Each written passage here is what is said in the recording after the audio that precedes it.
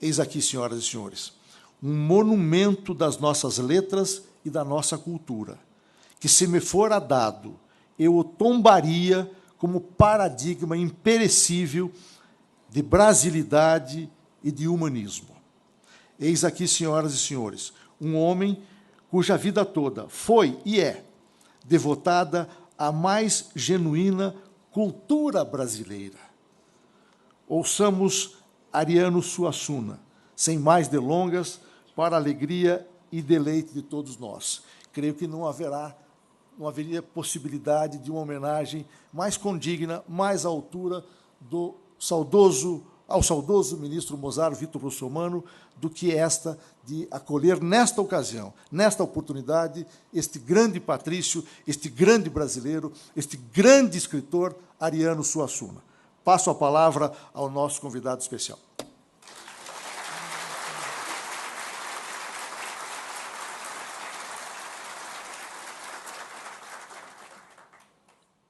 Senhor presidente, senhores ministros, senhores magistrados, funcionários, minhas senhoras, meus senhores, eu estou com uma longa estrada já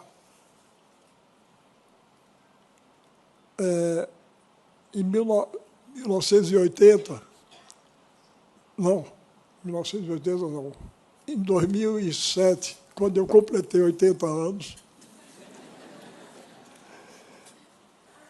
uma produtora do Rio de Janeiro resolveu me prestar uma homenagem lá. E passamos uma semana comemorando meus 80 anos. E eu terminei dizendo, eu digo, olha, vocês não gastem tudo isso não, porque se vocês começam a gastar tudo agora, com que cara vocês vão ficar quando eu fizer 160? Não é? Porque aí, quando foi o ano passado, essa mesma empresa me procurou porque queria comemorar meus 85 anos. Eu disse, não, senhor, vocês comemoraram meus 60, 70 e 80. Agora, se comemorar 85, vocês estão me agorando. Estou dizendo, esse velho não chega aos 90, não, é melhor a gente comemorar logo. Não, senhor. Mas, pois bem, nessa longa estrada, eu acho que nunca me vi numa situação tão difícil, porque eu tenho que corresponder agora a tudo isso o que o presidente disse. E como vai ser? Começa por minha voz, que é, como vocês estão vendo, não sei nem eu dizer, a minha voz é feia, fraca, baixa e rouca. Eu tenho essa dificuldade. Tanto que fiz uma grosseria com o presidente, me convidou para almoçar com ele, mas se eu fosse, eu ia conversar, e aí não tinha voz mais, e não tinha aula, e ia ser um fiasco completo. Mas ele me compreendeu, me perdoou. Agora, eu achei graça quando ele disse que eu fui advogado. Realmente eu fui. Mas, que me perdoe, eu não sei nem se eu devia dizer isso que eu vou dizer aqui, porque estou no tempo do direito, né, no tribunal, mas eu estudei direito por falta de opção. Não estou faltando com respeito aos que estudam direito com vocação, não, mas eu não tinha vocação nenhuma. No meu tempo só havia 3 opções: medicina, engenharia e direito. Quem era bom em conta de somar ia fazer engenharia.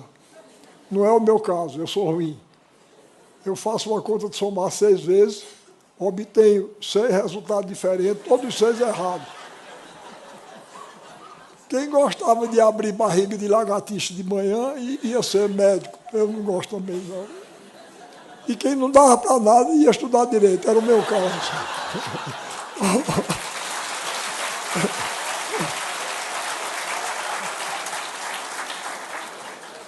Mas aí me formei, e como acontece com a maioria da juventude brasileira, hoje está melhor, mas eu não tinha emprego, aí realmente fui ser advogado.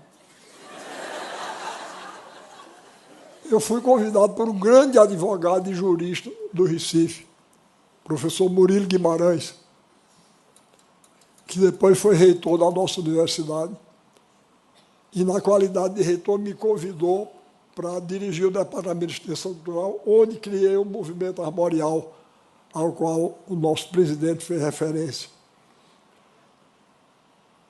Mas eu nunca sofri tanto na minha vida. Eu fui advogado por 4 anos. Começa o seguinte, eu não tenho uma convivência muito boa com essa aparelhagem eletrônica, não. Eu não simpatizo com ela e ela retribui a antipatia. De vez em quando, eu gravo a entrevista todinha, quando vão ver, não sai uma palavra gravada. E outra coisa, eu para todo canto que eu vou, eu carrego essa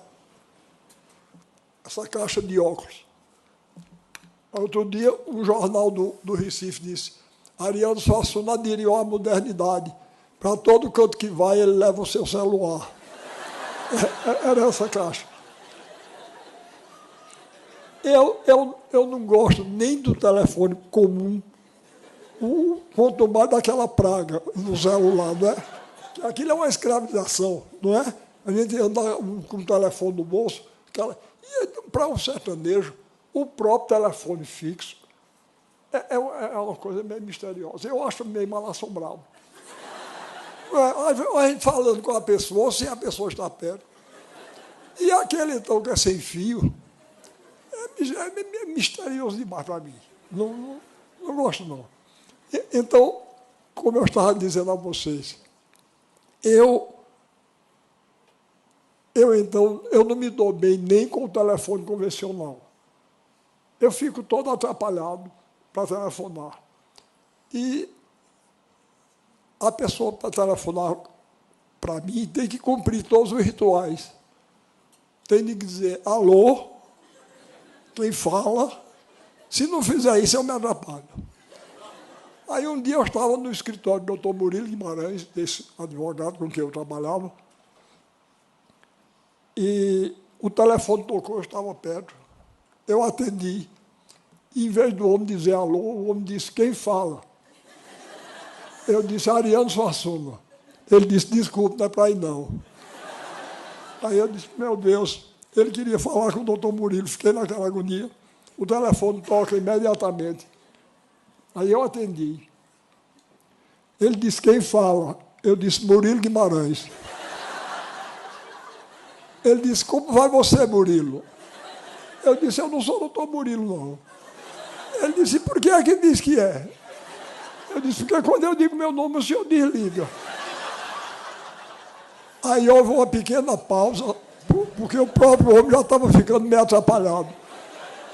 Aí ele disse: vá chamar Murilo. Eu disse: doutor Murilo não está, não. Ele disse: ele demora. Eu disse: eu acho que demora. Ele foi para a Europa. Ele disse: e por que o senhor não disse logo? Porque o senhor não perguntou. Ele disse: e tem algum auxiliar dele aí? Eu disse: tem. Quem é ele? Eu disse: Ariano Suassuna. Ele disse: o senhor não sabe nem atender um telefone, quando mais resolver o problema de direito. Sabe de uma coisa? O senhor deixa, o senhor não dá para isso, não. Aí eu disse: é mesmo. Quando o doutor Murilo voltou, eu disse: doutor Murilo, perdoe, eu não vou deixar, eu não quero fazer mais, não. Não quero mais ser advogado, não. Ele aí me arranjou esse trabalho de diretor do Departamento de Extensão Cultural, que para esse eu dava. Bom, eu fiquei muito contente de ouvir aqui, apesar de toda essa ignorância do direito que eu tenho, eu fiquei muito contente de ouvir o nome do professor Victor Russomano, que eu me lembro do nome dele. Cheguei a citá-lo uma vez, defendendo um pobre trabalhador. Ganhamos. Ganhamos. Pois bem, e fiquei muito contente de ouvir as palavras dele, que o presidente leu para nós, ele falando nessa necessidade da humanização da sociedade e mostrando a importância que o direito, principalmente o direito trabalhista, tem. Fiquei muito contente de ouvir isso. São palavras de um mestre. Tenho muita honra, então, de falar na inauguração de um auditório que leva o seu nome.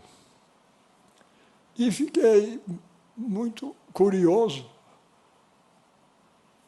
Eu acho que eu tenho o privilégio de ser o mais velho aqui, não é? O triste privilégio de ser 85 anos. Mas tem alguém que tem 86, aqui tem, acho que não. Eu acho que eu sou o mais velho aqui mesmo. Pois bem.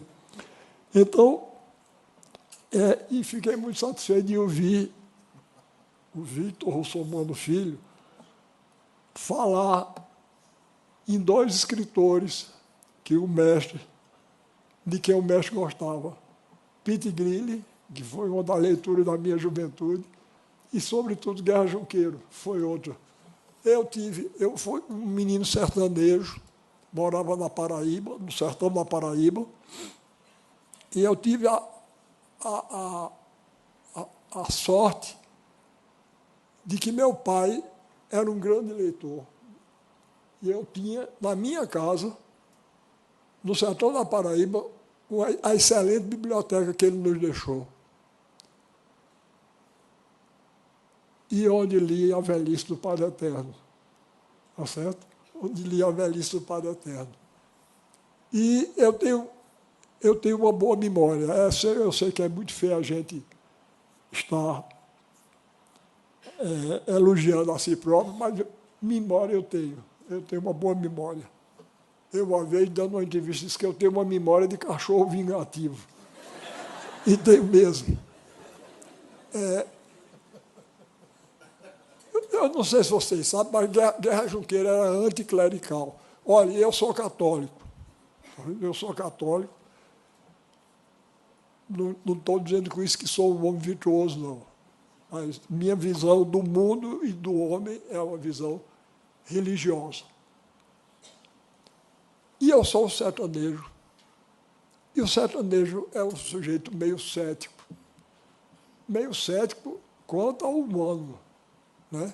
Meio cético quanto ao humano.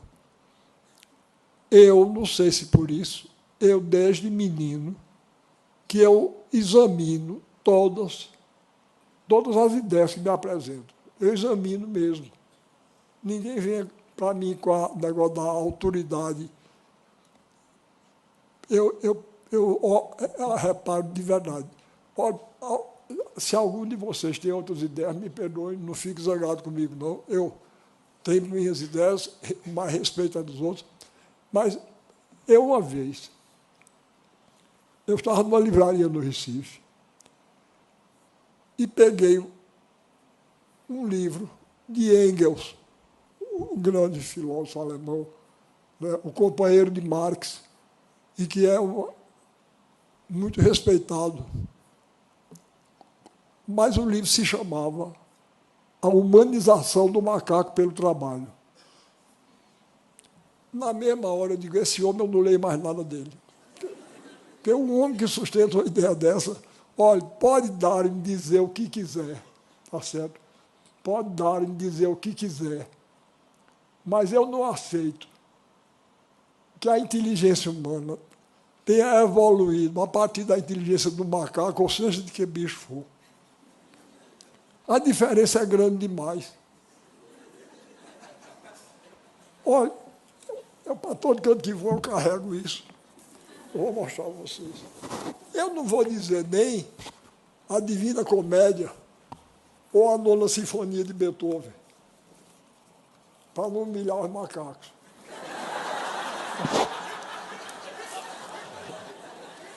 Mas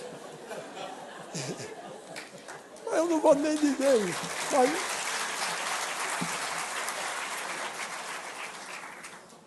vocês vejam o seguinte.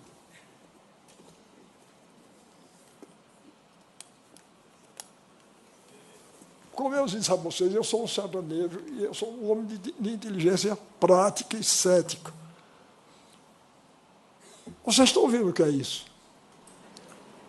É um pegador de roupa. Está vendo? Olha, eu vou dizer uma coisa, a gente não sabe o nome do homem que inventou isso, mas ele é um gênio.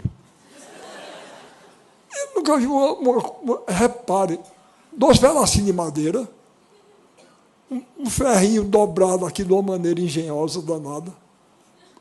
Ele fica fechado. Quando a gente aperta, ele abre. A gente solta, ele fecha. Olha, eu vou dizer uma coisa a vocês. Um macaco pode trabalhar 500 bilhões de anos que ele não faz um negócio desse. Tá certo? Não faz. Não faz, não. Na inteligência humana tem uma centelha divina que não tem bicho que chegue perto. Tá certo? E macaco já nasce macaco. E gente já nasce gente. Isso é conversa de... Pode vir a mãe do Papa. Eu sou católico. Pode vir a mãe do Papa me dizer que não é não. Eu até posso aceitar. Outra coisa. Vocês já pensaram, devagar, nessa história que eles contam, da origem da vida. Eles vivem penando, porque não explica a origem da vida. A ciência é um pouco orgulhosa. Não é? Ela tem um complexo tão grande, porque não sabe criar a vida. Nem saberá nunca. Ela chama bebê de proveta, como se um menino tivesse sido feito numa proveta. É nada, é feito do mesmo jeito dos outros. Porque a história que eles contam, reparem, esse copo é feito de moléculas. Nós somos feitos de células. Aí, no começo, era tudo molécula.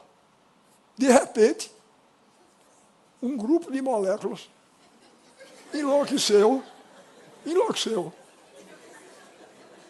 e virou molécula, virou célula. Aí as células começaram a nadar, aí foram se juntando. Foi. Aí, de repente, disse, esse mundo está muito monótono, vamos virar uma parte macho e outra fêmea. Foi. Viraram uma parte. Aí foi fazendo isso, aí nasceu um peixe. Aí o peixe tinha as nadadeiras, né? De repente, um grupo de peixes bateu as nadadeiras demais, virou um passarinho. Daí até chegar a 9ª Sinfonia de Beethoven. É preciso mais fé para acreditar nisso do que na história de Adão e Eva. Tá certo?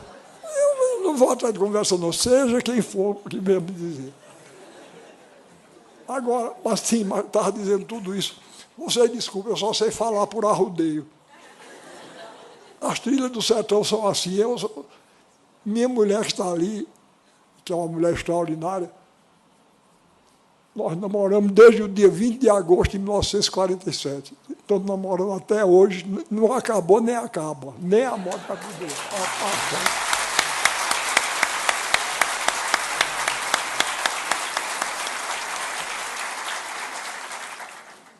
Quando eu era moço, eu começava a falar, começava a arrudear, ela ficava com medo, que eu não acertasse a voltar. Mas quando era moço, eu acertava. Mas agora eu estou ficando esclerosado, às vezes eu me dando e me perco. Mas eu já me lembrei, eu estava falando tudo isso a propósito de Guerra Junqueiro e do nosso homenageado, o professor Russomano. Pois bem, Guerra Junqueiro, ele escreveu esse livro que é altamente anticlerical. Como eu disse, eu sou católico, mas eu gostava. Eu acho muita graça, eu gosto muito do autor que me faz rir. Eu acho o riso uma coisa boa, não é? Daí a admiração que eu tenho por palhaço. Eu tenho uma admiração pelos palhaços enorme, porque enquanto os outros artistas vivem de cara amarrada, ele aumenta a alegria do mundo, não é? Aumenta a risada.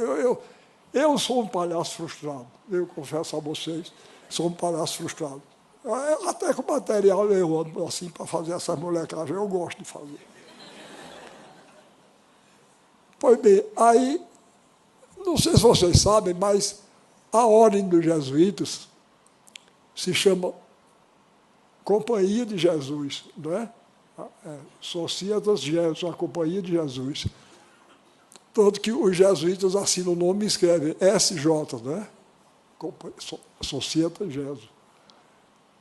Então, ele fez um poema que eu acho uma maravilha, achei engraçado, eu não estou de acordo, não, como disse, sou católico, mas achei muito engraçado. Ele fez um poema chamado Trocadilho. E ele dizia assim: ó jesuítas, vós sois de um faro tão astuto, tendes tal corrupção e tal velhacaria, que é incrível até que o filho de Maria não seja velhaco e não seja corrupto, andando há tanto tempo em tão uma companhia. Então, eu acho graça dele, e fiquei muito contente de saber que o nosso mestre russomano gostava também dele. Bem, como o nosso presidente disse, eu me preocupo muito com esse processo de vulgarização e de descaracterização da cultura brasileira. Eu me preocupo e principalmente, eu reclamo um pouco contra os meus pares. Eu acho que é dever de todos nós, escritores, jornalistas, juízes, de chamar a atenção, pelo menos para um fato de que certas coisas que nós estamos vendo não são normais, não. Porque já está ficando normal. Já está ficando comum. Tudo que nos aparece nos é empurrado de goela abaixo, como arte do primeiro mundo. E quando a gente se opõe, nós somos chamados de arcaicos. Eu me incomodo lá de ser chamado de arcaico. Não me admiro, não. Um homem de 85 anos já deve ser arcaico mesmo, mas é preciso eu não ter medo do nome, eu não tenho medo, não. Pode chamar. Entra por um ouvido, sai pelo outro. Mas eu vejo certos falsos ídolos que andam por aí. Olha, existe agora uma tal de Lady Gaga. Eu não vou nem... Ela deve estar muito preocupada lá. Sua Sula não gosta de mim. Você não gosta de mim. Mas, olha, eu vou dizer uma coisa a vocês. Se o nome dela fosse Lady Gaga, eu ainda perdoaria. Mas não é não, o nome dela é outro, que eu não sei nem como é. O nome foi ela que escolheu. Agora eu vou dizer uma coisa a vocês. Uma mulher que se senta, uma mulher ou um homem, que se senta numa mesa e diz: eu vou escolher o nome artístico para mim. E escolhe Lady Gaga. Uma mulher dessa é imbecil, aqui e em qualquer outro lugar do mundo. Essa mulher é idiota. Tá certo? Eu nunca, nem sequer ouvi, nem quero ouvir. Eu tenho medo que seja contagioso. Vocês já imaginam. Eu virar Lady Gaga é triste. Não. Mas essas coisas estão ficando normais. Outro dia eu vi na televisão o pessoal fazendo um programa de exaltação a Cazuza. Eu tenho a maior compaixão das pessoas como Cazuza. Coitado, morreu dilacerado naquela idade jovem. Mas a frase que estavam citando dele ele disse: os meus heróis morreram todos de overdose. E essas coisas estão passando aí, e ninguém protesta. Aí eu disse: eu vou protestar. Porque o meu herói principal não sabia nem o que era uma overdose. Ele morreu crucificado entre dois ladrões. Na verdade, então, é preciso que a gente afirme esses valores. Tem que reafirmar, sem ter medo de ser considerado arcaico. Bom, tudo bem, a nossa compaixão, ele tem direito, como todo ser humano, e ele que era um sofredor, um dilacerado. Mas ele dizer uma frase dessa, isso é uma frase altamente prejudicial para a nossa juventude estar ouvindo. E a gente tem que se levantar. E eu meti na cabeça que o povo brasileiro me encarregou de eu protestar contra essas coisas. Coitado, do povo brasileiro talvez nem saiba. Eu só, no Nordeste se conta uma história. Eu gosto muito de história de doido. Eu não sei se é por identificação, mas eu gosto muito. Eu gosto muito. Eu tenho um primo, Saul. Uma vez ele disse para mim: Ariano, na família da gente, quem não é doido, junta pedra para os doidos jogarem no povo. E eu não sei se é por isso, mas eu tenho um interesse por doido danado. Porque eles veem as coisas de um ponto de vista original. Não é? E isso é uma característica do escritor também. O escritor verdadeiro não vai atrás do lugar comum. Ele procura o que tem de verdade por trás da aparência. E o doido é danado para revelar isso. O nosso presidente falou do fato que meu pai governou a Paraíba de 1924 a 1928. E tanto que eu nasci no Palácio. Eu nasci no Palácio. E em 1963, mais ou menos, houve um congresso literário lá na Paraíba, e eu fui, e o governador do estado ofereceu um almoço a todos os participantes. Quando eu fui entrar, o guarda me barrou, disse: não, o senhor não pode entrar, não. Eu, por quê? Ele disse: porque o senhor está sem gravata. Eu não uso gravata. Aí eu disse: você veja como são as coisas. Essa é a segunda vez que eu estou entrando nesse palácio. A primeira vez eu entrei nu e ninguém reclamou. É porque eu nasci lá.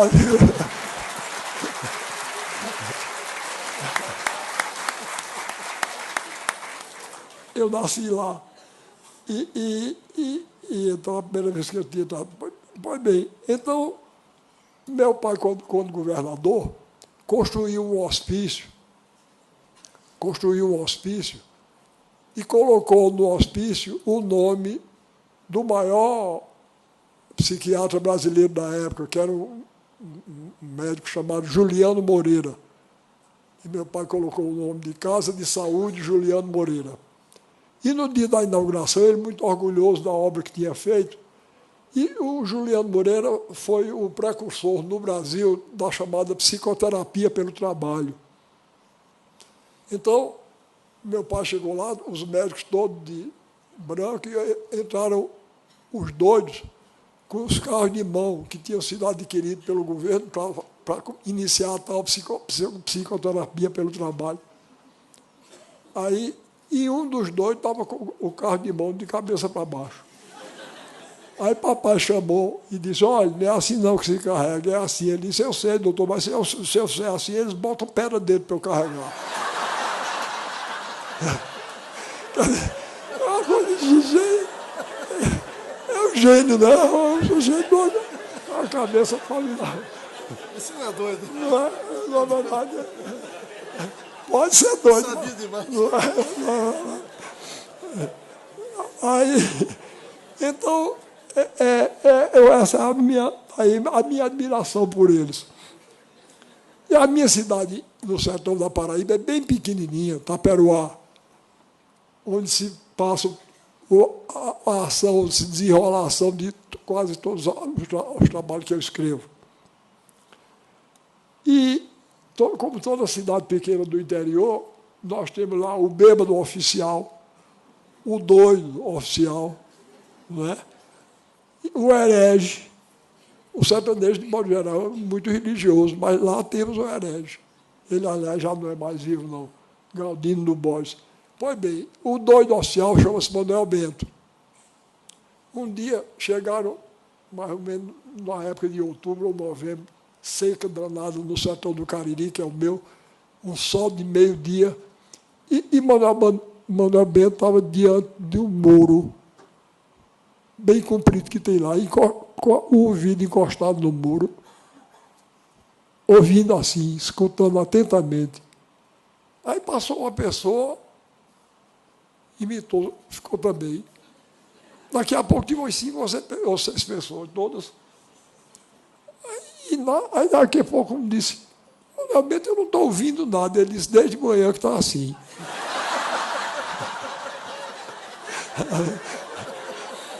Bom,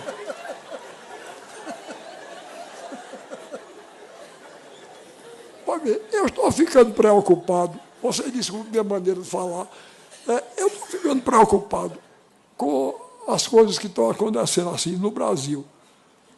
Olha, quando eu tomei posse na Academia Brasileira de Letras, eu fui escolhido para a Academia Brasileira de Letras, e fui tomar posse, e fui convidado para jantar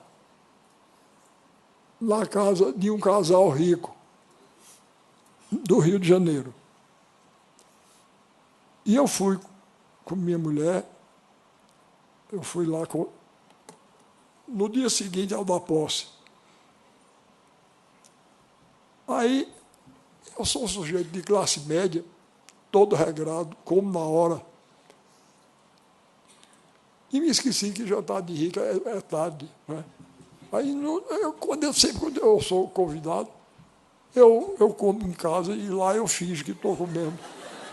Mas nesse dia eu me esqueci, não sei porquê. Estava perturbado com a cerimônia de posse da academia, que é uma confusão dos diabos. Aí, cheguei lá e na hora de sair o jantar, começaram a passar salgadinho. Eu nunca fiz tanta falta de educação. Eu não tirava assim educadamente, eu tirava de punhado o salgadinho. Aí, de repente, o dono da casa disse, Ariano, você sabe que salgadinho é esse que você está comendo aí com tanto gosto? Eu não estava comendo com gosto, não. Eu estava comendo com falta de educação e fome. Aí eu disse, é cocatolé, que é um coco que tem lá no sertão. É cocatolé? Ele disse, não, isso é um salgadinho que foi desenvolvido pelos americanos nas Bahamas. Ele disse, pois tem gosto de cocatolé, mas cocatolé é melhor. Bom, finalmente saiu o bendito jantar. Aí, quando estava no meio do jantar, reparem como a mulher se dirigiu a mim. Ela disse assim, você, naturalmente, já foi à Disney, não é? Eu disse, já foi aonde? Ela disse, a Disney. Aí foi que eu descobri que era a Disneylândia, que ela já tem tanta intimidade que chama assim a Disney.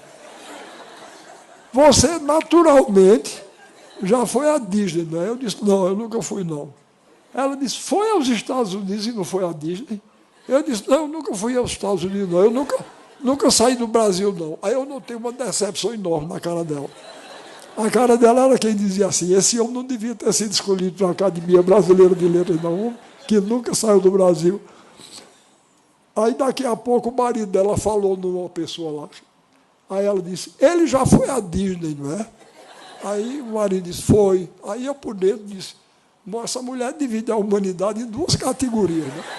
Quem foi à Disney e quem não foi. E eu estou desgraçado, porque eu já... Eu estou desgraçado, porque eu não fui. Bom, aí passou-se um momento, ela disse, vocês tiveram... Ela tinha 3 filhos adolescentes, na época, aparentavam 17, 16 e 15 anos. Vocês tiveram dificuldade com a educação dos filhos? Aí eu, não, dificuldade normal. Ela disse, a gente também não. O problema da gente só é o seguinte, é que os professores dos nossos filhos não têm nível suficiente para conversar com eles. Eu disse, bom, é mãe de Rui Barbosa, Joaquim Nabuco e Castro Alves, né? Porque os professores não têm nível. Mas vocês vejam a minha inocência. Não era nível intelectual, não, que isso não interessa a ela, não.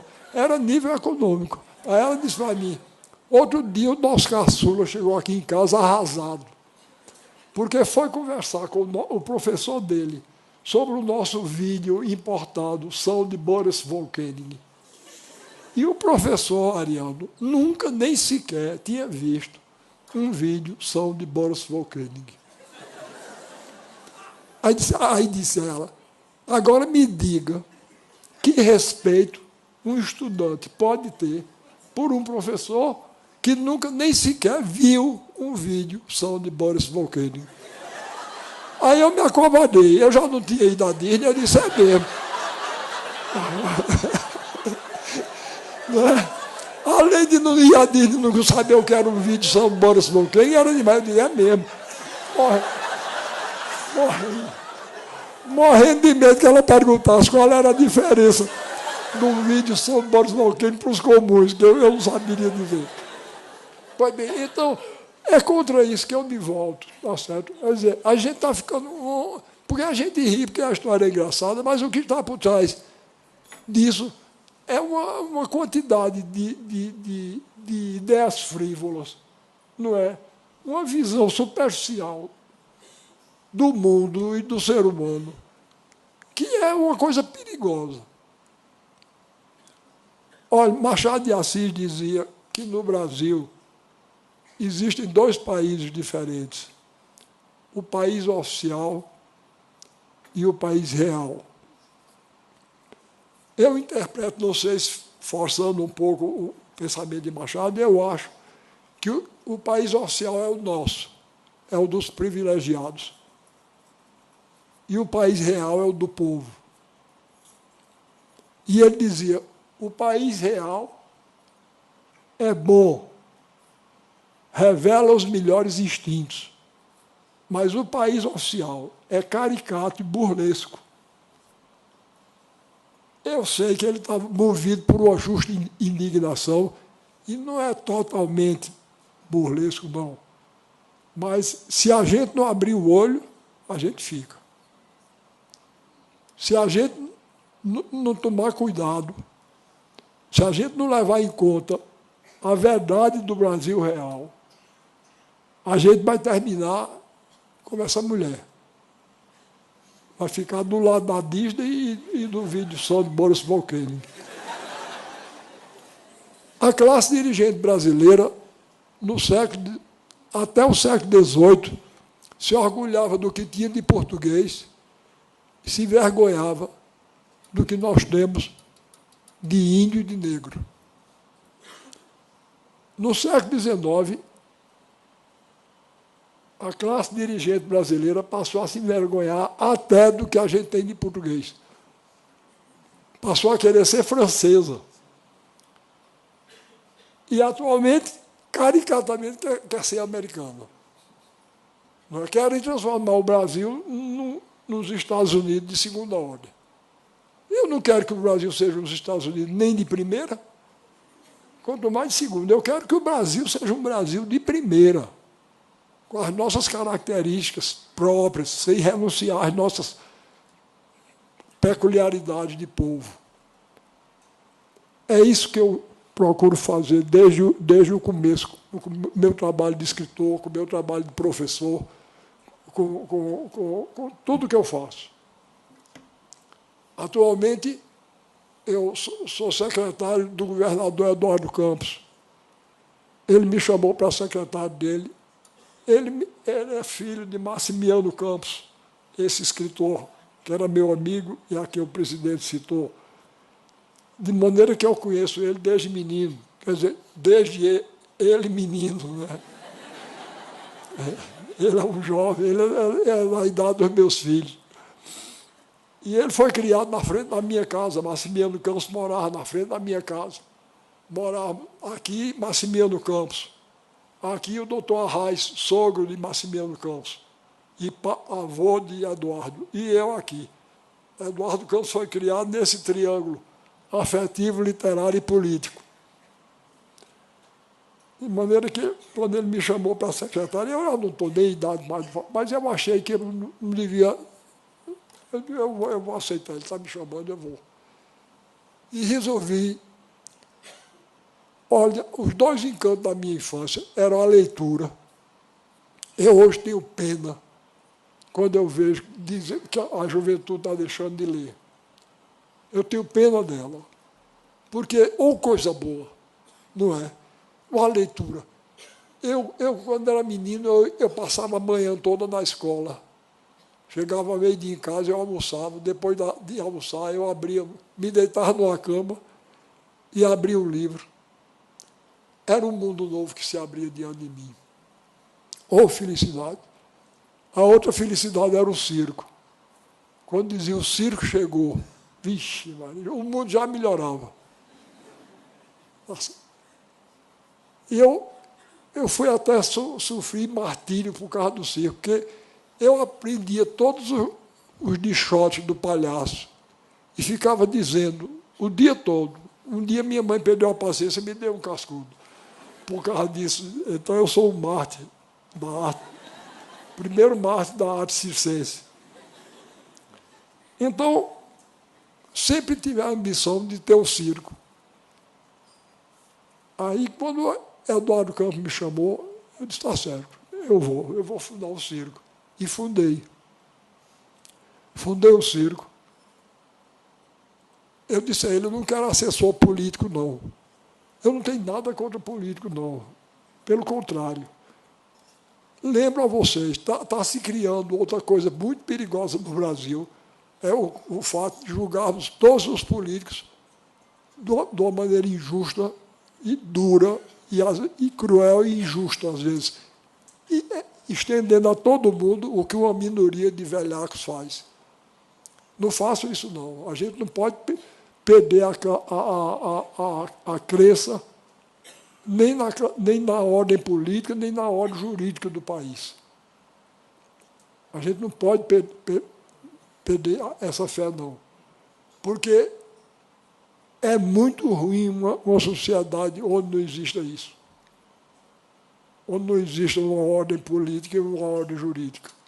Não é? É muito ruim. É muito perigoso. Então, o político... Tanto que eu tenho pena dos políticos decentes. Eu tenho uma pena danada. Porque eles têm que ter uma qualidade, eles têm que ser astuciosos. Porque se eles forem tolos como eu sou, eles são enrolados de nós tempos pelos que não prestam. E ainda tem que sofrer esse contágio. Pois bem, então ele me chamou, aí eu fui. Agora, houve um tempo que quiseram me candidatar ao Senado. Eu digo, não, aí não. Eu milito politicamente, como escritor e como professor, mas eu, como senador, Deus me livre. Eu vou ficar, inclusive, acanhado. Eu não quero, não. Por favor, isso não me exige de mim, não.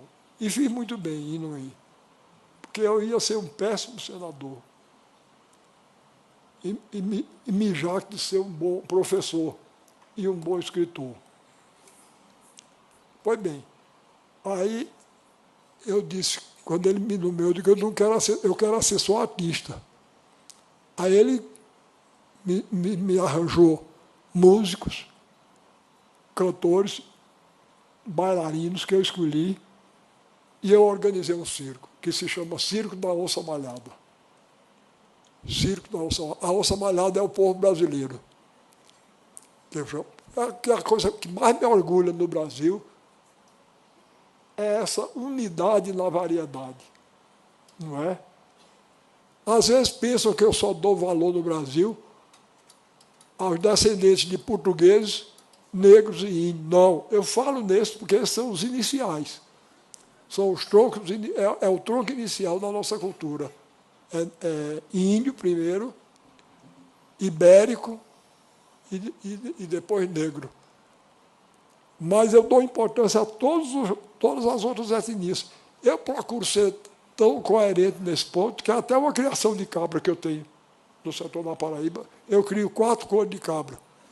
Vermelha, em homenagem aos índios, branca, em homenagem aos portugueses, preta, em homenagem aos africanos, aos negros, e azuis para os outros que vieram depois, japonês, italiano, alemão, sabe? Então, nisso eu procuro ser coerente. E eu estou vindo aqui de Sergipe e sofri um pequeno acidente lá.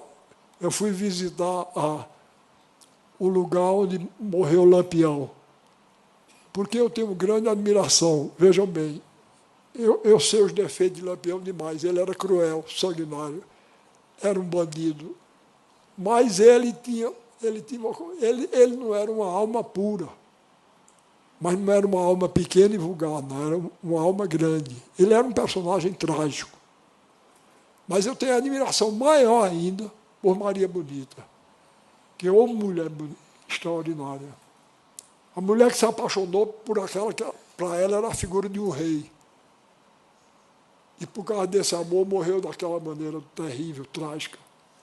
Cortaram a cabeça dela, né?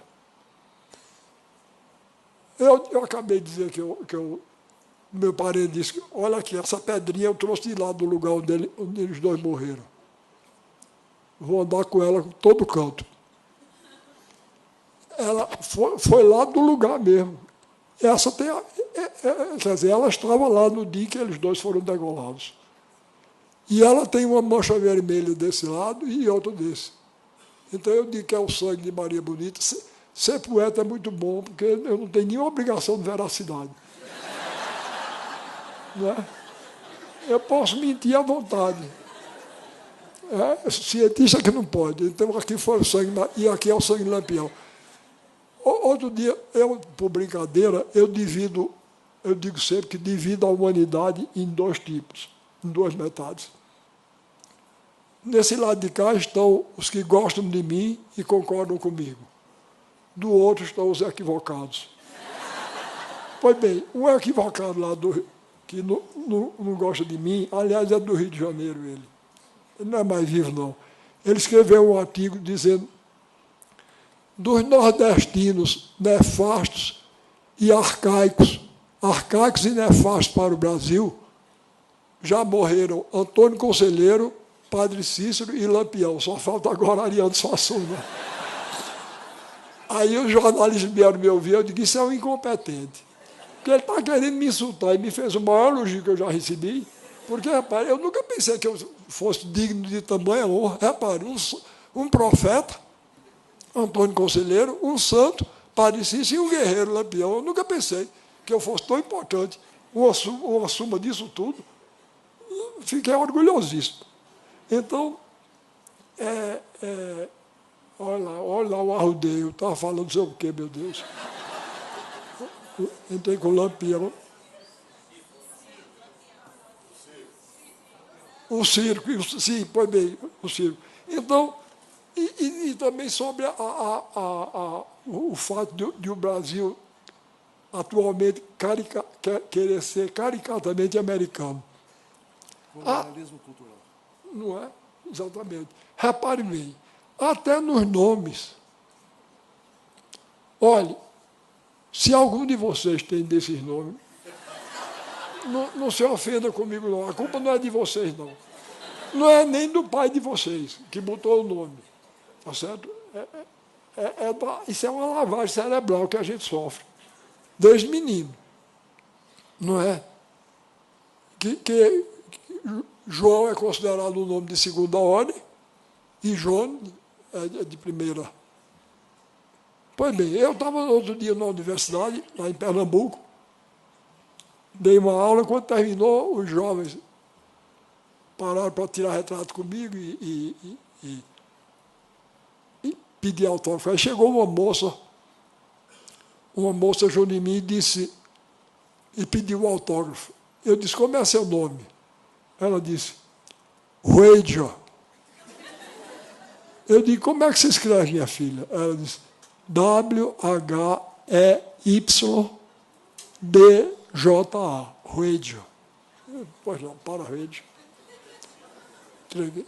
Atrás de Ruedia, chegou outro. Eu disse, como é seu nome, minha filha? Ela disse, Ruemita. Eu disse, como é que se escreve? Ela disse, W-H-E-M-Y-T-T-A. Aí eu disse, você é irmã de Ruedia? Ela disse, como foi que você adivinhou?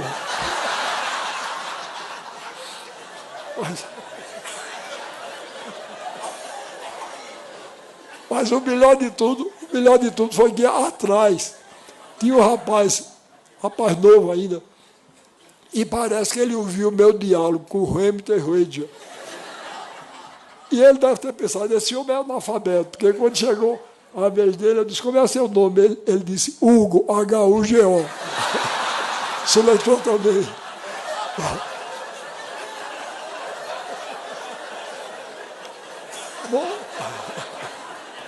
Bom, então, eu sei que eu estou falando demais, mas eu já vou terminar. Eu não queria terminar sem... Eu queria mostrar a vocês o tipo de trabalho que eu estou fazendo lá em Pernambuco.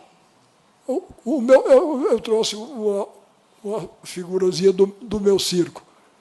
Vou mostrar uma ou duas. Agora eu quero que vocês, então, vejam, porque o que vocês vão ver é um protesto meu contra essa música de má qualidade. Porque estão nivelando o gosto pelo gosto médio, que é a pior coisa que pode acontecer. Eu estava outro dia em casa, eu liguei a televisão, estava um grupo cantando. Se algum de vocês gosta, não me leve a mal não, mas estava cantando a seguinte obra-prima. Assim, ele dizia, se você quiser me conquistar, você tem que suar. Bom, eu já achei ruim, mas o autor achou tão bom que repetiu, fazendo variações. Se você quiser me conquistar, você tem que balançar. Se você quiser me conquistar, você tem que rebolar. Uou, uou, uou, uou, uou, uou.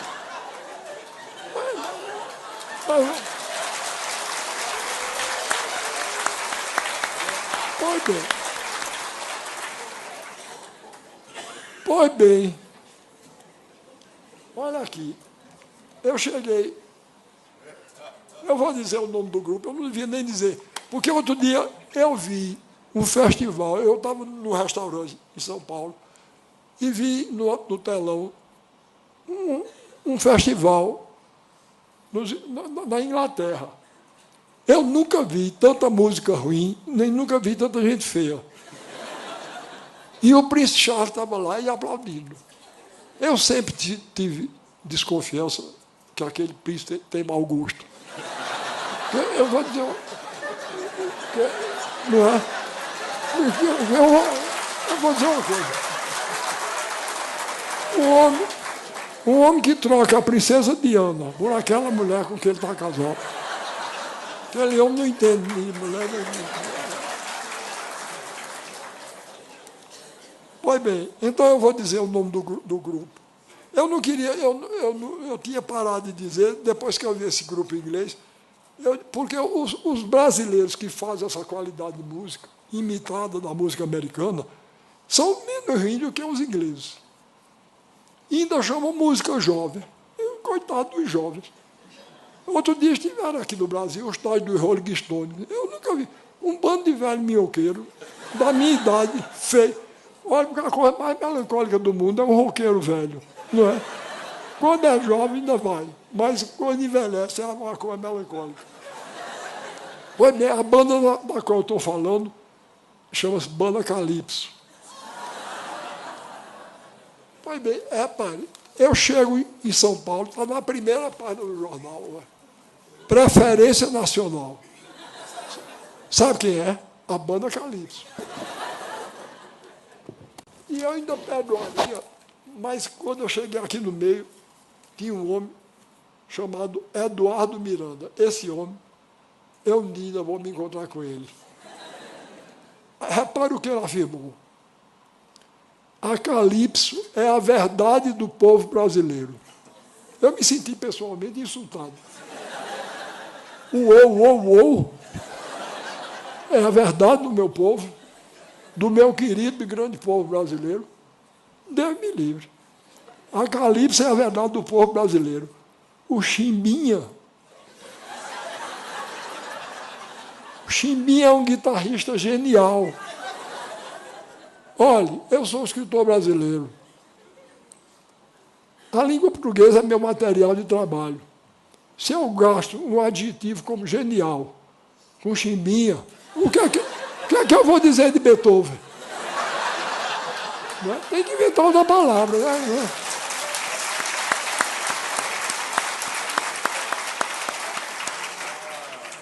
O Chimbinha é um guitarrista genial, ao mesmo tempo que são musicalmente interessantes. Se você quiser me conquistar, você tem que suar. Aí o que me irritou mais foi isso. Eles têm uma coisa super brega, que é a cara do Brasil. Olha, eu ainda vou me encontrar com ele e eu vou dizer a ele, olha, eu não lhe digo quem é que tem cara super brega, porque eu tenho respeito, carinho e admiração pelas mulheres. E sua mãe não tem culpa nenhuma das besteiras que você diz. Mas super brega. Pois bem, então, aí, no meu jornal, eu encontro o retrato de um grupo de jovens dizendo que pretendiam renovar a dança brasileira. Sabe como era o nome do grupo? Street Dance. Para renovar a dança brasileira. Então, quando o governador me chamou para secretário dele, eu organizei meu circo e estou percorrendo o estado todinho. Já estive em 72 municípios do estado, levando uma música e uma dança alternativa e um canto, para mostrar que à juventude brasileira e ao povo brasileiro que existe uma alternativa. Existe uma alternativa para esse uou que a televisão nos espalha. Então, eu vou fazer um acordo com vocês. Eu vou pedir para colocar a imagem de uma dança que faz parte desse espetáculo que a gente organizou para andar com ele pelo estado todo. Então, vocês vão ouvir uma música diferente e uma dança, a proposição de uma música brasileira de qualidade e uma dança brasileira de qualidade. E eu vou fazer um acordo com vocês. Se vocês não gostarem, permaneçam como estão. Se gostarem, me dê um sinal para eu saber que eu não estou errado. Passa aí, a primeira música chama-se Toré, como a primeira etnia que compareceu para fundar o povo brasileiro e a cultura brasileira é a indígena. Nós fizemos uma música chamada Toré. Antônio Madureira, um grande compositor, fez essa música. Ele é quem dirige a parte musical lá do trabalho da secretaria. E vocês vão ver dançada pelo meu circo da Onça Malhada.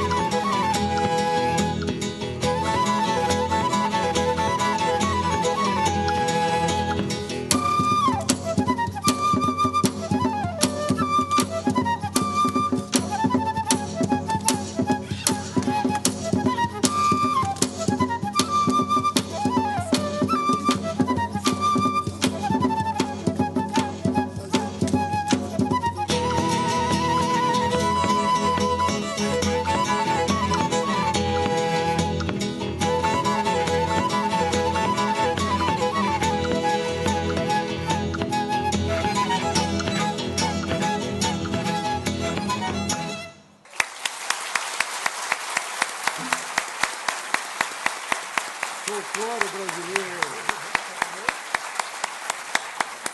Bom, então eu vou terminar, eu sou um contador de história, vou terminar contando uma história. Quando o governador me nomeou,